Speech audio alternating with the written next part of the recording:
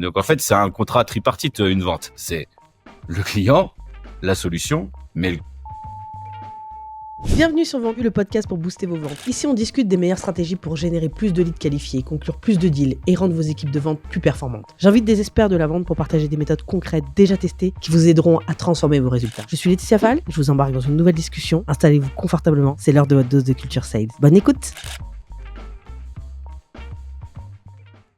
Hello tout le monde, j'espère que vous allez bien. Aujourd'hui, on va parler d'un sujet clé pour tous les commerciaux qui veulent générer plus de leads et closer plus de deals, la posture commerciale. Alors, on entend souvent parler, on sait que c'est important d'avoir une bonne posture commerciale, mais soyons honnêtes, tout le monde en parle, mais personne n'explique vraiment ce que ça veut dire concrètement. C'est d'ailleurs un sujet qui est rarement abordé en profondeur et pourtant, c'est un vrai game changer dans les résultats de la vente et notamment dans un contexte économique difficile. Alors, on a tous fait l'expérience de voir deux BDR, deux commerciaux avec exactement le même pitch, les mêmes réponses aux objections et pourtant, ils obtiennent pas forcément les mêmes résultats. Et on attribue ça généralement à la posture commerciale qui fait toute la différence. Alors la question que j'ai envie de poser, c'est est-ce que c'est quelque chose d'inné ou est-ce que ça s'apprend? Et ben pour en parler, j'ai invité Philippe Gilotin, qui est sales coach spécialisé dans la posture commerciale. Alors Philippe, c'est 14 ans d'expérience de la vente. Il est passé par tous les postes. D'abord SDR, business developer full stack, manager, directeur commercial et aujourd'hui il est coach. Entre 2021 et 2023, il a coaché plus de 500 personnes chez Iconoclast. C'est des personnes en reconversion pro qui voulaient se lancer dans une carrière de business development B2B. Avec presque 816 coachés à son actif, Philippe, c'était la personne idéale pour nous expliquer comment booster notre performance commerciale en optimisant notre posture. Je vous laisse découvrir ça. Bonne écoute. Hello Philippe, comment tu vas? Salut Laetitia, j'ai la pleine forme. Et toi, comment vas-tu? Écoute, ça va très très bien. Écoute, je suis ravie de te recevoir sur Vendu. J'ai déjà eu un membre des frères moustaches, donc il fallait que j'ai le deuxième pour cette nouvelle saison. Les jumeaux, ça ne va que par deux. Ouais. Et du coup, on parlait d'un sujet, je t'ai invité pour parler d'un sujet dont je trouve qu'on parle pas assez, ou en tout cas, je pense que les gens ne savent pas forcément comment en parler. C'est la posture commerciale. Ouais. Tout le monde dit que c'est extrêmement important d'avoir une bonne posture pour réussir à la fois dans la prospection téléphonique ou réussir sur la partie commerciale, dans le closing, etc. Mais personne n'explique vraiment de quoi on parle quand on parle de posture et surtout comment on a une bonne posture. Et donc c'est pour ça que je t'ai invité. Et du coup ça va être ma première question pour toi. De quoi on parle quand on parle justement de posture et pourquoi tu penses que la posture c'est un facteur déterminant aujourd'hui dans le cold call ou même dans la vente en général? Et écoute, super sujet, je te l'accorde. C'est important d'en parler. Alors, de quoi on parle et pourquoi c'est important? Ça, c'était deux questions. Ouais. J'aime bien répondre aux choses dans l'ordre. De quoi on parle? Déjà, moi, j'aime bien revenir au sens des choses quand t'abordes une thématique. Et c'est vrai que tu l'as dit en introduction de notre échange, tu as dit tout le monde parle de posture sans vraiment savoir ce que c'est. Et en fait, à la base, le mot posture, au sens premier du terme, si on devait simplement résumer ce que ça veut dire, c'est la réalité du corps. C'est-à-dire que une posture, c'est une attitude, une façon de se tenir, de placer ton corps, tes membres. Tu sais, ça peut être se tenir debout, penché, être raide, être détendu. Ça, c'est la réalité de base. Ça, c'est la définition au sens premier. Et en fait, si tu veux, ce sens initial, il est directement relié à la situation dans laquelle il s'opère. Je te donne un exemple. C'est pas forcément l'exemple le plus joyeux, mais t'es en cérémonie de funérailles. Tu sais, il est d'usage et de coutume de se tenir la tête baissée, les mains jointes, avec un air triste et recueilli, tu vois. Ça, c'est une posture dans la réalité du corps, parce que tu dois correspondre à des codes sociaux. Et la posture, à ce moment-là, elle apparaît du coup comme l'expression d'un code social, tu vois. C'est-à-dire qu'en gros, il faut avoir la bonne posture. Ce qu'il faut prendre en compte, c'est que ta posture, elle peut être aussi vue au sens péjoratif du terme. C'est-à-dire que la plupart des gens, comme tu dis, savent pas de quoi ils parlent quand ils parlent de posture. Je vais te donner un exemple très clair. Il y a beaucoup de gens qui ne savent pas que être un imposteur, ça vient en fait d'avoir la mauvaise posture. Je sais pas si tu vois. Ouais. En gros, tu peux avoir une attitude qui est appropriée à une situation, d'accord? Mais toi, dans ta réalité profonde, ta personne, elle semble pas être concernée de la même manière, tu vois. C'est là qu'on parle d'être un imposteur, c'est-à-dire que tu as une image de ce que tu renvoies qui est positif, mais derrière, en fait, la réalité ne suit pas. d'accord? Bah, l'imposture, ça vient de là, en gros. Et du coup, aujourd'hui, si la posture, ça devait être une affaire d'image, d'accord? Et ben du coup, la posture, elle se définirait comme une façon d'occuper une position. C'est-à-dire qu'aujourd'hui, la position de commercial, la manière dont tu l'occupes dans tes missions, dans leurs exécutions, dans les résultats, dans ton approche de tes prospects, de tes clients, ça va être une question de perception. C'est-à-dire qu'en gros, ta posture, c'est pas ce que tu es, c'est ce que tu renvoies. Donc en gros, la posture, avant, c'était juste la réalité du corps. Et maintenant, dans la compréhension générale, c'est le message que tu envoies à moi de qui tu es. Tu vois. Donc, elle est affaire de gestuelle, elle est affaire d'attitude, d'accord? Mais elle est surtout affaire de présentation de soi, tu vois. Et des mots que tu utilises. Donc, en fait, c'est ça que je voulais dire par l'importance de revenir à la définition des choses, c'est que c'est trop facile, je trouve, aujourd'hui d'utiliser des termes que tout le monde utilise, un peu passe-partout, sans vraiment savoir ce que ça veut dire. Je trouve ça hyper intéressant parce que du coup, vu que tu reviens en fait sur la définition et ce qu'est la posture, c'est quelque chose qui est mouvant en fait, parce que parfois quand on parle de posture, on dit voilà la posture commerciale comme si c'est quelque chose qui était la même, qui devait être la même chose dans les années 80, en 90, en 2000, en 2010, en 2024. Alors que les choses évoluent et donc forcément ta posture, ce qu'on attend, les codes sociaux, etc., bah, évoluent aussi.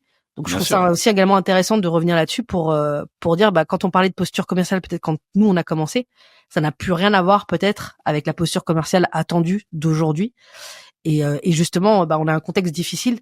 Et toi en quoi en fait travailler là-dessus et revenir là-dessus, c'est pour toi primordial plus que des techniques de base que on peut voir sur LinkedIn. En quoi c'est important aujourd'hui, c'est-à-dire que le message que tu vas renvoyer de par ta attitude, ta posture qui est mouvante, comme tu l'as dit, une attitude s'adapte et change avec le temps et avec la situation aussi, avec ton interlocuteur. Le fait de prendre conscience qu'il faut s'adapter à toute situation, changer sa posture et sa technique, s'améliorer sur ça, c'est ce qui va te permettre, en tant que commercial en tout cas, parce qu'une posture va être totalement différente en fonction des spécialités de chacun, des différents métiers, etc. C'est ce qui va te permettre d'être encore plus adapté aux attentes de ton client, aux attentes de ton prospect, d'être encore plus dans le moment, d'être encore plus conscient. Tu l'as dit à juste titre, c'est très pertinent. Le commercial d'avant n'est plus le commercial d'aujourd'hui, les codes ne sont plus les mêmes, les mœurs ne sont plus les mêmes. Toutes les personnes qui vont écouter ce podcast, j'imagine que elles ont l'habitude aussi de se balader sur LinkedIn et elles voient bien qu'aujourd'hui tout est centré autour de l'humain, de l'écoute, du fait de se concentrer sur son prospect, sur son client, etc. On parle plus de sa solution, on parle des bénéfices qu'elle peut apporter, des pains qu'on peut résoudre, tu vois, etc.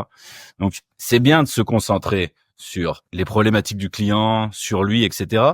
Mais du coup, on en arrive dans une espèce d'extrême où avant il fallait se concentrer sur sa solution, maintenant il faut trop se concentrer sur son client et du coup on en oublie nous-mêmes. Tu vois, tripartite une vente, c'est le client, la solution, mais le commercial aussi. Donc les gens, ce qu'ils achètent, c'est un service, une aide pour répondre à un besoin, mais c'est aussi, et qu'on se le dise, une personne. C'est-à-dire qu'en gros, tu vas avoir deux personnes avec deux personnalités totalement différentes qui vont vendre exactement la même solution. T'en as une qui va y arriver avec certaines conditions, voire pas du tout, et t'as l'autre qui va faire le strict opposé, par exemple. Donc l'importance de prendre conscience de sa posture, et ça passe par plein de choses, on va en parler là pendant notre échange, ça peut être la technique, la voix, la préparation, etc. Le fait de prendre conscience qu'il faut travailler sur ça, c'est important aujourd'hui pour devenir un meilleur commercial. Et ça répond à ta question de en quoi c'est une priorité aujourd'hui de se concentrer là-dessus, parce qu'en fait, je pense que beaucoup de gens négligent beaucoup de sujets liés à la posture. Je suis complètement d'accord avec toi et du coup ça rend parfois des choses un peu loufoques. Je rebondis, mais par exemple sur ce que tu dis du fait qu'aujourd'hui tout le monde dit qu'il faut se focaliser uniquement sur le client. Alors, je dis pas que c'est faux, hein, mais et plus du tout parler de la solution, de pourquoi on fait ça, de notre raison d'être, enfin tout simplement. Ça crée un peu des situations un peu loufoques dans le sens où tu peux avoir parfois quand tu regardes des sales des gens qui attendent comme ça, qui attendent que la personne parle et puis en face t'as une personne qui en fait mais t'es pas sérieux quoi, tu m'as demandé de qu'on parle, tu me dis rien, j'ai pas une personne qui incarne et du coup ça crée parfois des rendez-vous hyper boring quoi, du coup où la personne en face elle ressent pas la valeur. Il y a quand même un chiffre qui est assez intéressant qui est je crois qu'il est de 70%, c'est assez flippant, dire qu'il y a aucun intérêt pour un client, en fait, les clients ne voient pas l'intérêt de parler avec un sales. Ou en tout cas, sont très déçus de leurs échanges avec leurs sales. Et pour moi, je pense pas que c'est dû uniquement au fait que les solutions qu'ils vendent ne sont pas bonnes ou qu'ils n'ont pas de produits. Je pense pas que les 70% dont on parle, c'est que des gens qui n'ont pas des bons produits, qui répondent pas à leurs enjeux. Je pense qu'il y a aussi une question de posture. Et donc justement, on va rentrer un peu plus dans le détail de ça, de cette ça passe par quoi la posture? On parle de voix, on parle de rythme, on parle de est-ce que c'est pareil que le charisme par exemple, il y a des gens qui sont plus charismatiques que d'autres, est-ce que c'est on parle beaucoup de silence et en même temps on doit parler est-ce que tu peux un peu donner un peu plus de matière justement comment tous ces éléments, la voix, le rythme, les silences influencent justement une interaction en fait commerciale? Comment ça peut influencer avec des exemples? Un peu plus tôt, je te disais que aujourd'hui la posture, il faut le percevoir comme un message que tu renvoies et qui est perçu, intercepté par ton interlocuteur. Dans ma définition personnelle, je considère la posture comme l'assemblage de tout ce qui peut avoir un impact sur ce message que tu vas renvoyer. Vraiment, tout. Aujourd'hui, ça peut être ton intonation, ton rythme, ta fréquence, c'est pas la même chose. La mélodie que tu vas mettre dans ta voix, les variations que tu vas mettre dans ta voix. J'aime souvent faire la comparaison entre l'expression orale et la musique. C'est-à-dire quand tu fais un pitch, s'il n'y a pas de mélodie, s'il n'y a pas de variation, si ton ton parfois il est pas ascendant ou descendant, etc., ça va être monotone et ça va être chiant. Et je reviens un peu à ce que tu disais avant, parfois un discours peut être chiant.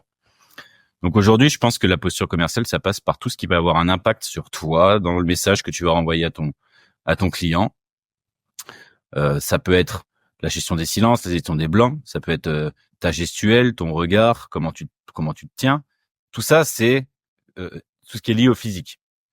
Mais il y a aussi à côté toute la partie préparation, technique, tout ce que tu vas utiliser en amont de ton call ou de ton rendez-vous commercial ou de ta négociation, parce que la posture, ça s'applique à chaque étape et à tout moment, tu vois. Tout ce que tu vas mettre en œuvre pour optimiser tout ça va avoir un impact sur ta posture. Souvent, on va dire que 50% du temps, les coachings que je fais à des commerciaux, c'est très tourné autour de la prospection téléphonique, tu vois. C'est vraiment l'exercice qui est soit le moins apprécié, soit le plus critiqué, soit celui qui fait le plus peur, tu vois. Et en fait, la posture en call, elle passe pas uniquement par le moment où tu vas décrocher et tout ce que tu vas dire. Ça passe aussi par tout ce que tu vas mettre en œuvre avant et après pour te sentir le plus à l'aise possible et renvoyer un message de confiance. Ça va être préparer ton CRM, ouvrir ton agenda et être capable de prendre un rendez-vous dans la seconde. Ça peut être préparer ton pitch, travailler ton fichier de lead, l'enrichir, l'optimiser, etc. Pourquoi ? Parce que tout ça va avoir, si tu y réfléchis, un impact direct sur comment tu vas te sentir et comment tu vas être au moment de l'exécution de ton action de prospection, tu vois. Donc toutes ces petites choses-là, faut pas les négliger. Et c'est pourquoi c'est important aujourd'hui de les travailler, de les optimiser, d'en prendre conscience, de s'observer, d'avoir une personne extérieure qui vient t'aider, t'accompagner. Parce que c'est pas facile d'avoir un regard et un œil critique sur tous ces éléments-là. Et puis c'est épuisant aussi de se concentrer sur tout. C'est comme si tu avais des petits juges de ta vie qui te regardaient tous les jours et qui disaient alors attends, ça tu peux l'optimiser, ça tu peux l'optimiser, ça tu peux l'optimiser. Mais attention, parce qu'il faut pas aussi laisser s'échapper le naturel, tu vois. On n'a pas tous envie de devenir les mêmes commerciaux. Bah justement, en fait, voilà. j'aimerais bien qu'on s'arrête sur peut-être la voix, le silence, par exemple. Et après, effectivement, la partie technique, je pense que tu as bien fait de le rappeler. Mais sur la partie voix et intonation, on peut avoir justement, quand les sales sont du coup au départ débutants, cette caricature un peu de cette voix un peu du commercial et même pas. Hein, moi, je vois parfois des sales, ça fait des années, qu'on gardait en fait ce ton, cette voix. Alors, je suis pas une très bonne imitatrice, mais je pense que tu vois de quel type de voix, d'intonation. Bonjour Laetitia, je suis Philippe, enchanté, bienvenue sur Vendu. En fait, je voulais pas vous prendre beaucoup de temps. Exactement, je vous explique voilà. en fait, voilà, ce truc ta ta ta ta ta ta ta ta. Exactement. Du coup, comment tu fais? Parce que en fait, moi, j'ai un peu l'habitude de dire, bon, et à un moment donné, tu peux pas te concentrer comme tu dis sur tout. À un moment donné, tu te concentres sur le message, qu'est-ce que tu vas délivrer, et puis ensuite, comment tu fais pour travailler sur ça? Comment tu fais pour changer cette intonation-là? Comment tu fais, pour changer l'intonation, faire des tests? Moi, ça m'est déjà arrivé de faire des tests. Je dis il y a très longtemps, et je me souviens qu'une fois, je m'étais pris une grosse remarque d'un prospect. J'avais très très mal pris. Il m'avait confondu avec il m'avait dit vous avez la même voix que je sais pas une femme politique qu'a priori qu'il n'aimait pas vraiment beaucoup. mais parce que je faisais en fait aussi également des tests en fait aussi également de quel type de voix, est-ce que j'ai une voix beaucoup plus naturelle à ma voix, à mon intonation que j'ai tout le temps, est-ce que j'essaie d'avoir un espèce de type de voix, un type d'intonation que je trouve finalement peut-être plus espère, ou en tout cas plus attendu de la part de mes prospects. On peut avoir en fait un petit peu ce genre de choses, et donc quand on fait des tests, parfois ça marche, parfois ça marche pas. Qu'est-ce que tu conseillerais à des gens pour pouvoir justement travailler ce truc-là, cette voix, cette intonation? Premier conseil, sans hésiter, se filmer. Ok. Pas s'enregistrer, se filmer. Parce que se voir et s'entendre, ça crée un électrochoc, tu vois. Ça te permet de prendre conscience de beaucoup de choses.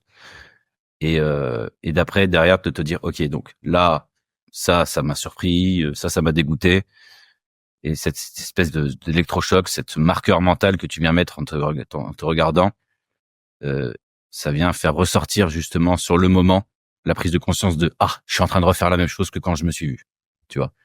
Donc pourquoi moi j'aime bien dire que je suis pas un formateur en technique de vente, je suis un coach en technique commerciale et en posture commerciale. C'est-à-dire qu'en fait, si tu peux pas tout le temps te filmer ou te réécouter, t'analyser, te débriefer, bah moi en fait je suis ça en fait, tu vois. Je suis à côté de toi, je te regarde et je te dis ok, ça c'était bien, ça fait attention, et surtout limite voilà ce que tu renvoies. Et ça, c'est important aussi également, je le dis, que ce soit fait aussi également par un humain, parce que aujourd'hui, il y a plein d'outils qui permettent de pouvoir analyser un petit peu ce qu'on fait en termes de call, en termes de... Mais bon, en fait, il y a des choses du feeling qui est comment un humain reçoit un autre humain, où j'en pense, à moins qu'on soit surpris, que l'IA pourra pas vraiment... voilà, peut-être que tu plais à un robot, mais peut-être pas que tu plairas pas forcément à un humain, ou en tout cas ta vibe. Moi, j'aime bien appeler... Je trouve que voilà, les Anglais ont ce mot-là. Quelle est ta vibe un peu que tu renvoies? On n'a pas ça forcément ce mot-là en français, mais c'est quelque chose effectivement que je trouve qui est pas mal de checker avec l'autre. Du coup, tu disais la partie filmée. Est-ce qu'il y a d'autres choses? Parce que ok, tu t'es filmé, t'as l'électrochoc, tu te dis ok, en fait ma voix ça va pas, ou mon intonation ça va pas. Je sens que je suis trop fake, par exemple. Parce que c'est souvent ça en fait qui peut qu'on voit un peu le côté un peu fake. Comment tu fais pour faire évoluer les choses? Deuxième conseil que je dis souvent aussi en coaching, écris comme tu parles. Avant de se lancer dans des calls avec les personnes que je coach, on coécrit des pitchs, on les réécrit, on les teste, on les adapte, etc. Au début, pour se sentir à l'aise, je leur dis toujours lisez votre pitch. Lisez votre pitch téléphone pour pas vous perdre et pas partir en impro et du coup se déconnecter de la structure qui est censée être une bonne structure de call.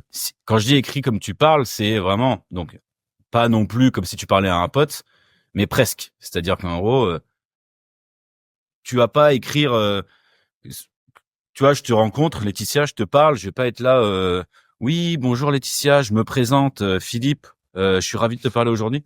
En fait, déjà, tu vois, ça, c'est un exemple parfait. Regarde, je te développe ça. Je me présente, tu vois.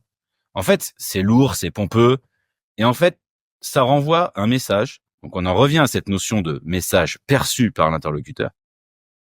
Tout le monde ne sera pas d'accord avec ce que je vais dire là, mais c'est pas grave. C'est quelque chose de très formel, le je me présente, et du coup, dans la tête de la personne qui reçoit le message, ça peut rapidement se transformer en OK, donc si qui dit très formel dit cette personne a quelque chose à me vendre ou à me proposer. Donc manque de naturel et de spontanéité. Donc en fait la personne crée une connexion neuronale dans sa tête de je suis plus dans une discussion, je suis dans une vente ou quelque chose où on va me proposer un truc, tu vois. Écris ton pitch comme tu parles. Oui, bonjour Laetitia. Oui, c'est moi. Ah bah super, c'est vous que je voulais avoir au téléphone. Enchanté. Je suis Philippe. Voilà. Enfin, tu vois, juste un truc. Déjà, tu mets de l'intérêt vers la personne avec un temps de pause où je te laisse parler. Laetitia. Oui, c'est moi. Plutôt que cette espèce de monologue et écrire un truc long, chiant et pompeux. Oui, bonjour Laetitia. Enchanté. Je me présente. Je m'appelle Philippe. Alors déjà là. Et surtout, en fait, parce que toi, tu t'interviens quand même pas mal, comme tu disais, sur la partie call, mais aussi également parce que c'est le plus dur, comme tu disais. Et je pense que l'exercice, s'il est réussi là, je pense c'est un peu plus simple, en tout cas pour les autres étapes du cycle de vente. Ça donne pas envie à quelqu'un de prendre 15 minutes, 30 minutes avec toi pour te parler quand t'as eu une posture un peu comme celle-ci, quoi. Genre, ça va être chiant, quoi. T'annonces déjà que, en fait, la relation, parce que la relation, elle commence déjà dès le départ, que ça va être chiant. Et par rapport à ce que tu disais sur le fait des temps de pause, du coup, ça fait une bonne transition parce que souvent on peut avoir, moi je l'ai fait aussi, hein, mais le côté comment allez-vous, et puis en fait tu t'en fous un peu de la réponse. Tu veux juste enchaîner ton script. Du coup, sur justement ces temps de silence, moi, j'ai eu tendance, ça a été un de mes gros problèmes quand je faisais du call, mais aussi quand je parle, c'est de parler très vite. Bon, d'ailleurs, même pour ce podcast, j'ai des auditeurs parfois pour est-ce que tu peux juste voilà. Bon, c'est comme ça que je fais. Et donc du coup, quand je fais du sales, je dois faire extrêmement attention. Mais justement, ces moments de silence, généralement, on te dit que faut pas parler trop vite, et deux, faut des silences. Et ces moments de silence, pour moi, je pense que le plus difficile, c'est justement de mettre ces moments-là qui peuvent en fait rajouter du malaise à une situation. Alors je parle du call parce que c'est c'est le moment où il y a déjà une situation de malaise, et donc du coup tu as envie un peu de te débarrasser du moment de malaise. Qu'est-ce que tu dis justement sur ces moments de silence, parce que tu as peur en fait que la personne raccroche, et tu dis si ça dure un peu trop longtemps, la personne va me raccrocher, ou enfin voilà quoi. Et c'est pas juste un rêve, hein, ça existe, hein, les gens qui disent c'est un call de prospection, non je prends pas, allez au revoir. Donc voilà, donc on a tendance, etc. Du coup, qu'est-ce que tu dirais sur cette partie silence? Est-ce qu'il y a des moments clés sur lesquels tu peux le faire? Est-ce qu'il y a des choses en fait qui peuvent te dire ok, là je peux être plutôt tranquille, là il faut que j'accélère parce qu'autrement je vais perdre la personne? Et déjà là, tu vois, je laisse un silence. Et Okay. je vais, avant de répondre à ta question, je vais le tourner dans l'autre sens. Est-ce que le silence que je viens de laisser t'a gêné là? Non, en fait je me suis dit que tu étais en train de réfléchir. Voilà. Donc c'est exactement là où je voulais en venir. Tu me poses une question. Qu'est-ce qui aujourd'hui m'oblige pour la bienséance à te répondre dans l'immédiat? En fait, j'ai envie de mon côté de mettre mes idées au clair dans ma tête, de t'apporter la réponse la plus adaptée à ta question, selon moi. Donc j'ai besoin de m'accorder ce temps de silence pour le faire. Donc là, première chose, je prends la décision de générer ce silence. Donc, à ce moment-là, va se passer deux choses. La première, c'est la première personne qui pourrait être gênée, c'est l'autre. Parce qu'en fait, moi, je décide de mettre ce blanc. Donc la décision, elle est de mon fait. Toi, tu l'as subi, entre guillemets. Donc, la première personne qui va pouvoir être gênée, c'est toi. Tu l'es pas parce que tu viens de me dire, t'avais besoin de réfléchir, je comprends, tu pensais à ta réponse. La bonne posture, après, derrière, c'est de savoir sentir quand tu crées la gêne. Au bout d'un moment, c'est bien de jouer avec les silences. Faut pas non plus que ça devienne trop long. Si, dans la perception de celui qui génère le silence, donc en l'occurrence, dans cet exemple-là, moi, je commence à me poser la question, tiens, est-ce que c'est pas un peu trop long? C'est que c'est déjà trop long. Mmh. Tu vois ce que je veux dire? En fait, Mmh. c'est une question d'entraînement, c'est une question de s'exercer avec ça, mais c'est aussi une question de bon sens, tu vois. C'est-à-dire que là, en gros, pour résumer ce que je viens de te dire, la première personne qui peut être gênée par le silence, c'est l'autre qui le reçoit. Et la deuxième, c'est celui qui le crée. D'accord? À partir du moment où toi, tu commences à être gêné de ton propre silence, c'est qu'il est trop long. D'accord?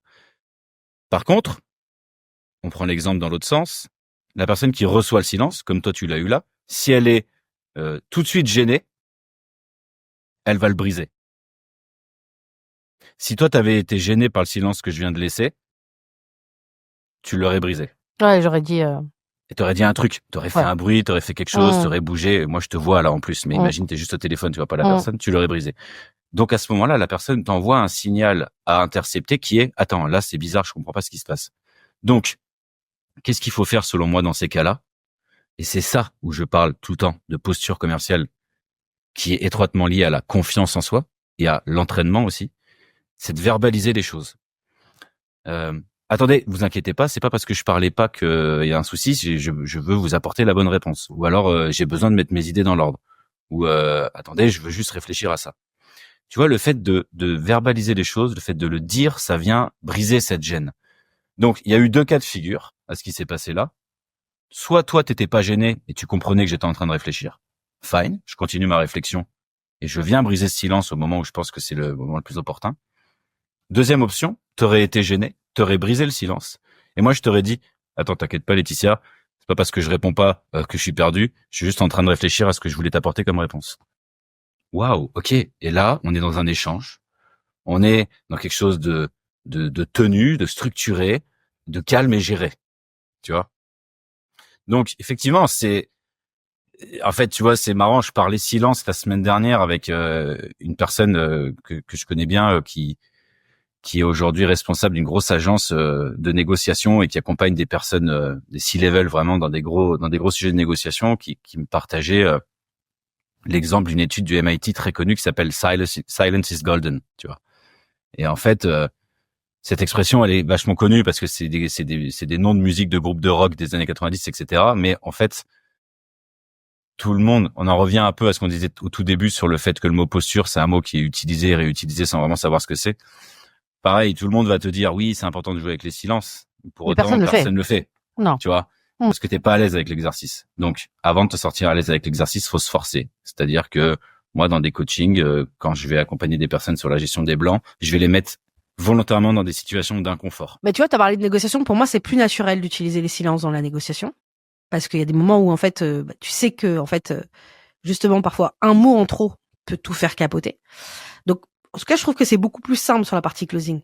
Je pense que là où les gens ont plus de difficultés, c'est sur la partie call. Parce que là, ça doit aller très vite. Parce que tu sais que déjà que tu déranges les gens. Quand tu es en réunion, à la limite, même si je suis d'accord avec toi, hein, personne n'est à l'aise avec le silence. Mais tu sais que ça peut être une question de... Alors, quand tu as quand même pas mal de bouteilles, tu sais que un mot en trop se précipiter, peut être la fin des haricots sur d'une personne que t'as pas vue, qui t'a pas fait. Surtout que si tu fais de la vente complexe avec plusieurs personnes au même endroit. Du coup, justement sur les calls, est-ce qu'il y a une technique où en fait il faut oublier sur les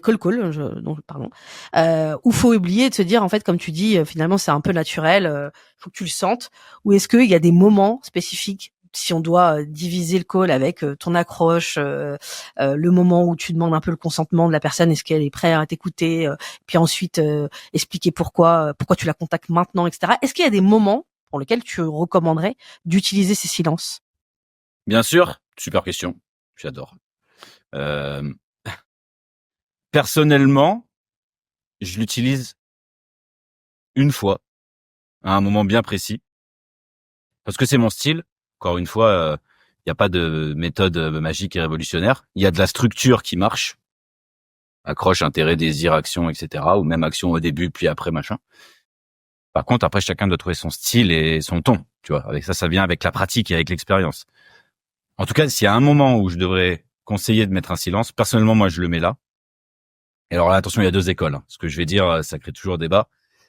Personnellement, je me sens très à l'aise dans ma technique et dans ma posture en call à toujours demander le comment ça va.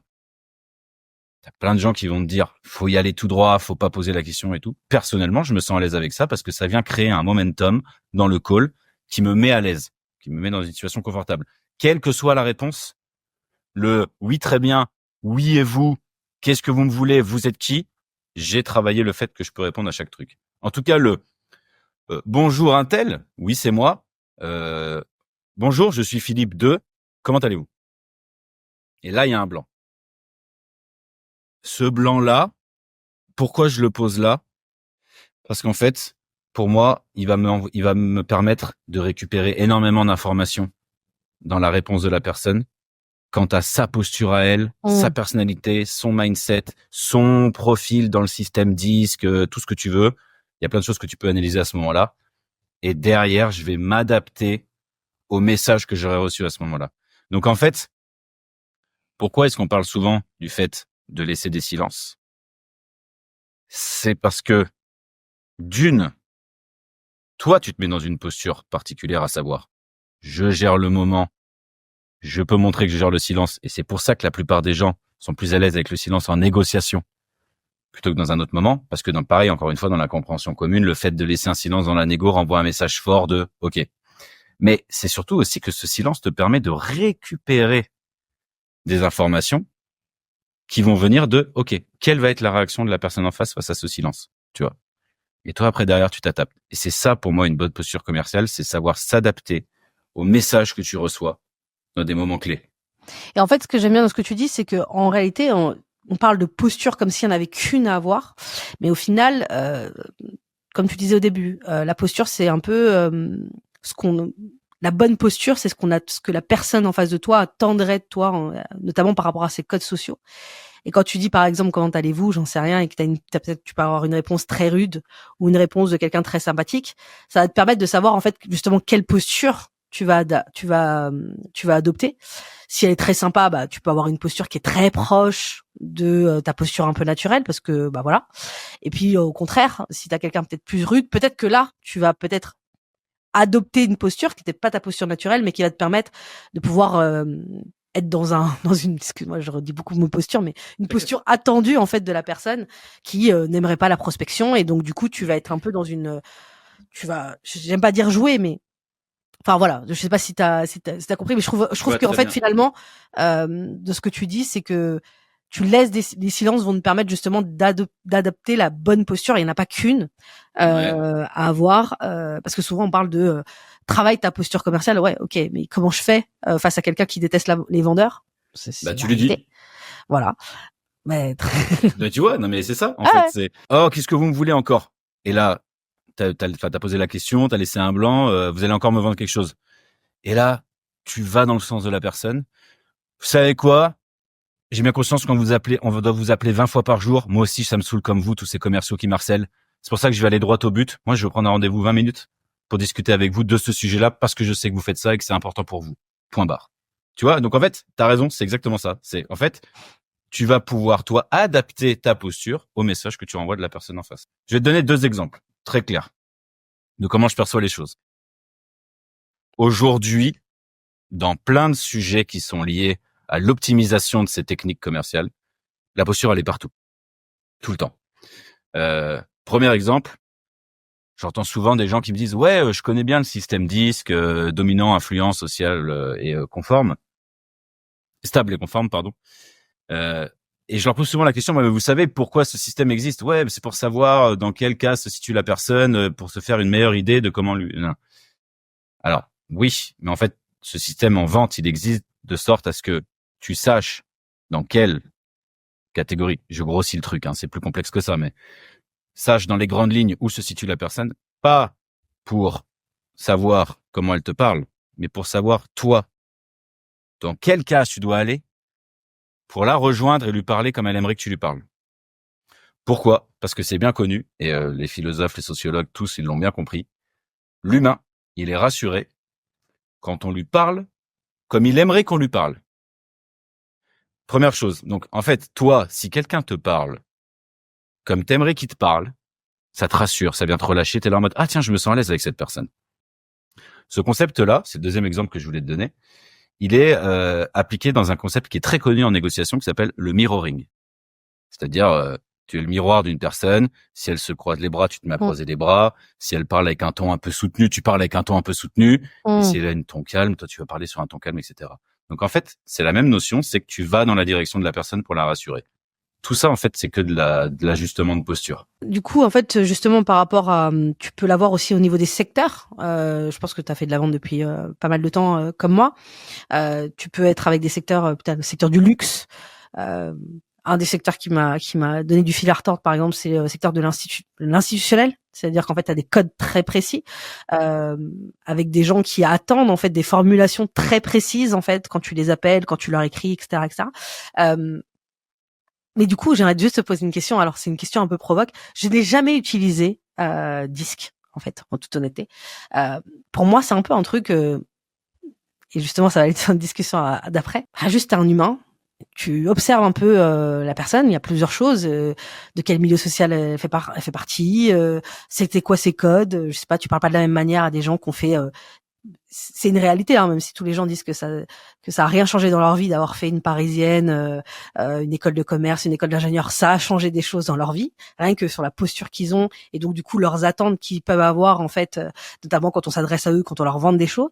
C'est pareil, par exemple, je sais pas, moi je fais parfois de ventes aussi également dans d'autres pays. C'est pas la même chose de vendre dans des pays effectivement anglophone, mais aussi également si tu vas par exemple vendre à Abidjan, bon, bah, oublie parfois la posture que tu peux avoir avec des profils d'école de commerce. Donc voilà, donc à chaque fois, pour moi, j'ai l'impression que c'est plutôt en fait, ok, c'est de l'intelligence sociale, tu vois, c'est quelque chose que tu dois développer quand quand t'es commercial, en fait. Pour moi, ta première compétence, c'est cette intelligence sociale, c'est de comprendre en fait typiquement qui t'as en face de toi et qu'est-ce qui fait que tu vas faire un truc qui va pas la heurter. Est-ce que tu penses vraiment que les sales doivent justement aller plus loin dans justement cette connaissance du disque? J'en entends beaucoup parler, c'est pour ça je suis curieuse de savoir si j'ai manqué quelque chose dans ma formation de sales. Non, pas du tout.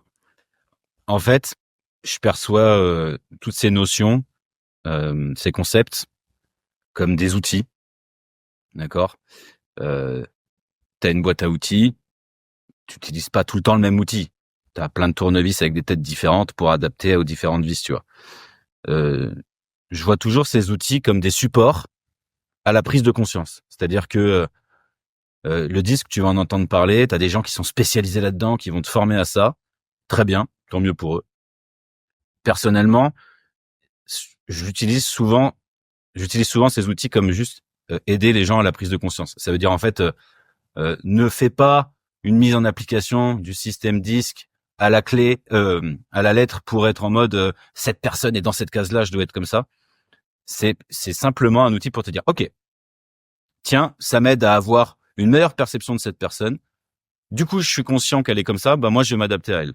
Je te donne un exemple. Avant de démarrer cet échange, toi et moi, t'as pas fait play tout de suite en étant hyper fermé, hyper timide, en mode merci Philippe, salut, on va démarrer dans 10 secondes. Il y a eu un petit small talk, on a parlé de tout et n'importe quoi, on a rigolé. T'as un débit de parole qui est assez soutenu, d'accord? T'as plus le regard, donc il y a une certaine forme de confiance en toi. Ça renvoie un message d'un profil influent, dans le système disque, tu vois. À ce moment-là, dans ma tête, je vais pas me dire ok, alors attention, Laetitia elle est I dans le système disque, donc il faut que je fasse ça et tout. Non, pas du tout. C'est juste qu'à ce moment-là, je me dis, ok, Laetitia est un profil qui ressort principalement comme le I du système. Du coup, je me sens très à l'aise, moi aussi, à lui parler dans ce style-là. Tu vois, aller dans le small talk, machin. Tu parlais d'institutions un peu plus tôt. J'échange beaucoup, moi, dans le cadre de mes coachings, avec des personnes qui sont dans la finance, qui vendent des produits financiers qui n'ont pas du tout le même langage. Tu vois, par exemple, il y a 2 semaines, je parlais avec des clercs de notaire. Qui sont des profils, quand tu leur parles, ce que j'appelle les gens qui lisent les notices dans les jeux de société. C'est-à-dire très conformes, tu vois, vraiment très carrés, qui ont besoin de détails, qu'on prenne le temps et tout. Je ne m'exprime pas comme ça, moi. Je suis pas naturellement comme ça. Bah pour autant, je leur parlais comme ça. Vous savez, très bien, effectivement, il y a cette notion-là. On fait point par point, machin. Donc pour répondre à ta question, t'as rien loupé en passant à côté du système disque. Je pense que on passe à côté du naturel à vouloir trop creuser certains outils.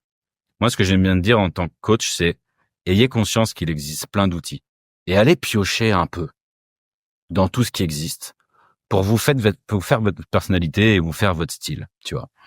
J'adore ce que tu as dit un peu plus tôt sur le fait d'avoir juste une conscience sociale. C'est-à-dire qu'un bon commercial, il doit avoir conscience que il faut s'adapter à la personne, il faut être à l'aise sur ci, sur ça. Bah, les personnes qui n'ont pas naturellement ce talent, tu vois, parce que pour moi, c'est une question aussi de naturel, bah, elles peuvent le travailler en faisant appel à ce genre d'outils. C'est-à-dire que, tu vois, en disant, ah, ok, effectivement, j'ai plein d'élèves qui m'ont dit, depuis qu'on a parlé du 10, c'est marrant, je me suis rendu compte que cette personne, elle était plus comme ça, donc effectivement, je me suis mis à lui parler avec des sujets plus macro et objectifs pour sa boîte. Ça, c'est un profil dominant, tu vois. Et point barre, pas plus, tu vois, ça leur a servi juste à se sentir à l'aise sur un sujet. Donc voilà, moi j'aime bien dire, connaissez les outils, mais rentrez pas trop en profondeur dedans, quoi. Sinon tu t'y perds. Bah du coup ça se fait une bonne transition par rapport à la dernière discussion que je voulais avoir avec toi sur sur justement ce débat, est-ce que la vente c'est inné ou c'est acquis? En fait, on a plein de gens qui vont avoir 2 débats. On va avoir les gens qui vont penser que tout le monde, ce qui est important, justement, ce que j'entends beaucoup, et je suis pas forcément très d'accord avec ça, mais l'important c'est de prendre quelqu'un qui est très motivé, qui a un bon mindset, et puis ça sera voilà, moi je vais lui apporter la connaissance sales, il sera un bon sales. Toi et moi, on connaît suffisamment de gens pour se rendre compte que ces gens-là peuvent être bons sales pendant 2-3 ans et ce sera jamais des tueurs de la vente, quoi. il y a des gens qu'on a fréquentés dans notre vie et que on sait pas pourquoi. Maintenant, on sait parce qu'on peut parler de posture, etc. Mais on sait pas pourquoi. Ils racontent la même chose que nous, ils ont les mêmes connaissances que nous, mais on peut être meilleur qu'eux, en tout cas sur certains domaines ou sur certains secteurs. C'est pas pour tout, et je préfère le préciser. Il y a des gens qui sont bons en mid-market, il y a des gens qui sont très bons en enterprise, il y a des gens qui sont très bons sur certains secteurs, etc. C'est aussi important de le dire. Est-ce que toi, tu penses que tout le monde peut devenir commercial?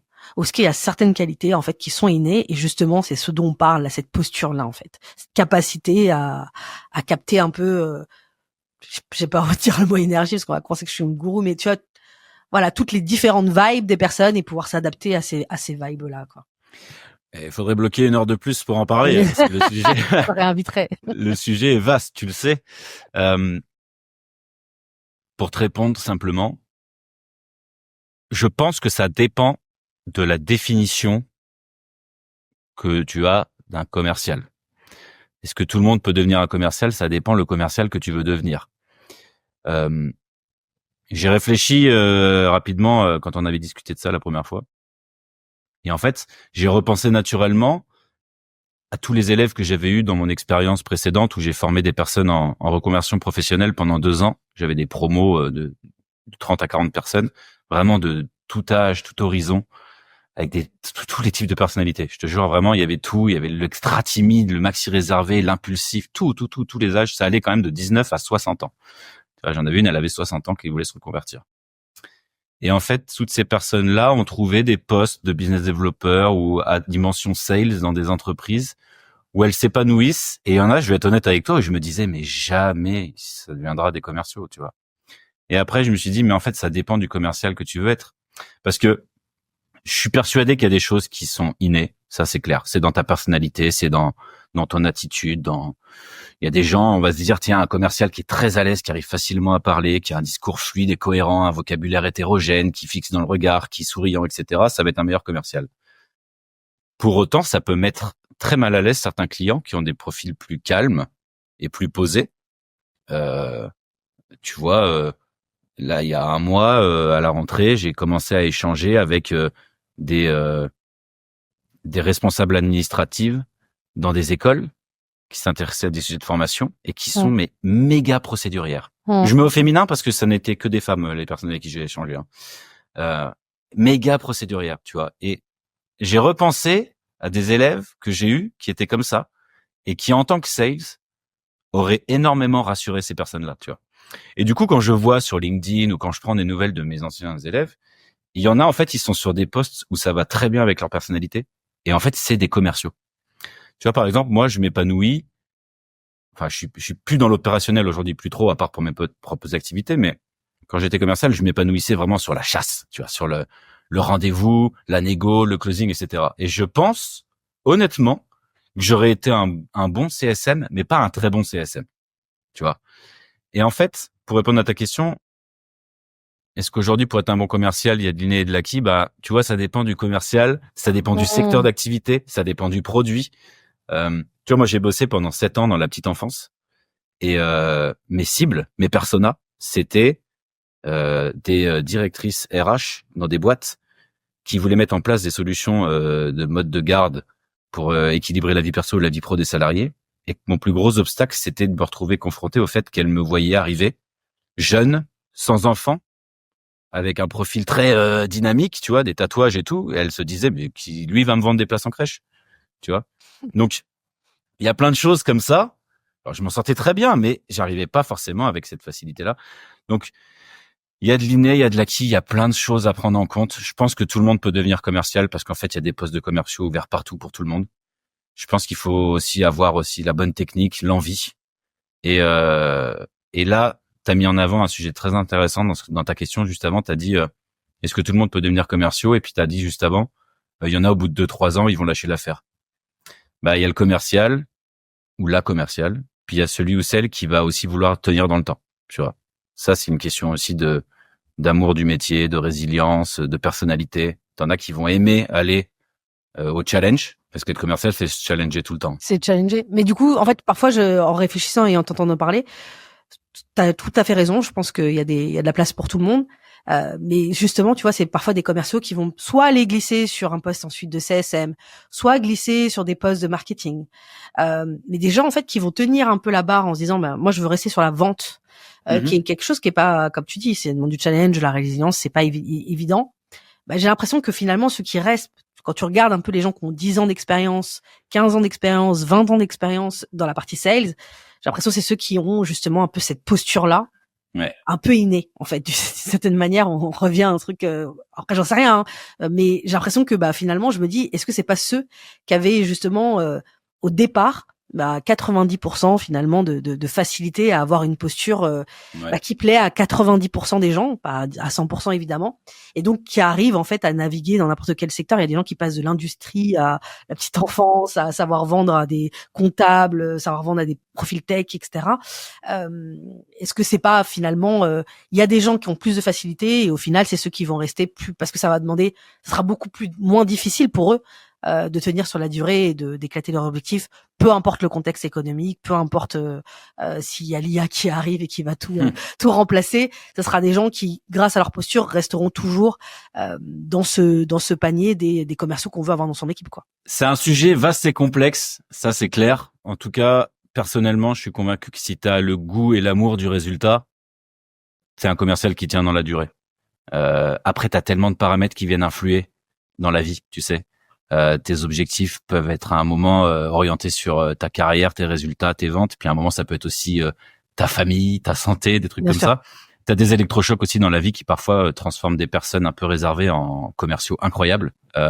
Voilà, c'est pour ça que pour ça que je t'ai dit qu'il aurait fallu 1 heure de plus limite pour en parler, parce que c'est toujours un sujet que que je considère comme complexe, parce que il y a beaucoup de paramètres à prendre en compte. En tout cas, ce qui est sûr, je suis d'accord avec toi, si on devait en parler simplement, il y a une partie innée qui est là avec le gamin dans la cour qui est un caméléon et qui va parler à tout le monde. Il a peut-être plus de prédisposition à être un vendeur que celui qui est réservé dans son coin et qui parle pas, tu vois. Et encore, ça va lui demander plus d'efforts pour pouvoir réussir. Mais c'est possible. Ok, dernière question pour conclure l'épisode. Quel conseil tu donnerais en fait à un sales manager ou un commercial tout simplement qui veut améliorer sa posture commerciale là demain, quoi, en fait. T'as donné un petit peu au-delà de se filmer, etc. Est-ce qu'il y a un truc que t'aimerais, que tu dirais, voilà, si tu veux bosser, c'est ça que tu dois faire, quoi. Pour un sales manager? Un sales manager qui veut faire bosser ses commerciaux sur la posture, ou bien un commercial qui veut, il y a des commerciaux qui sont tout seuls, qui n'ont pas de sales manager encore, malheureusement. Je dirais, faites des jeux et des challenges tout le temps. Tout le temps. Vraiment. Vraiment, c'est un truc, je l'ai vécu des deux côtés. En tant que le sales et en tant que manager, directeur. La routine, c'est la bête noire d'une équipe commerciale. Alors je dis ça, tu vois, aujourd'hui, j'aurais plus de métier s'il y avait plus besoin de faire appel à moi pour des choses comme ça.